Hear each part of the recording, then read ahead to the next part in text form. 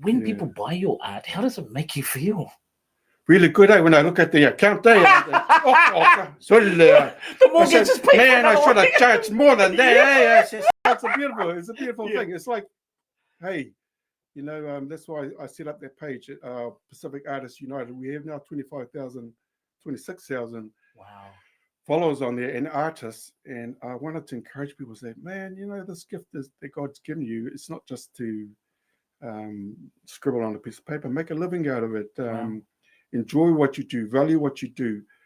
People say, oh man, I don't want to buy that piece for $1,000. I think I said, well, what you don't know is that the hard work that went behind it to be able to get to that skill level, i.e. public speaking. I didn't just wake up and suddenly I can speak publicly. It took a lot of hard grinding, and so valuing what you do, and don't let anyone devalue what you do as an artist. So I unashamedly say to people, no.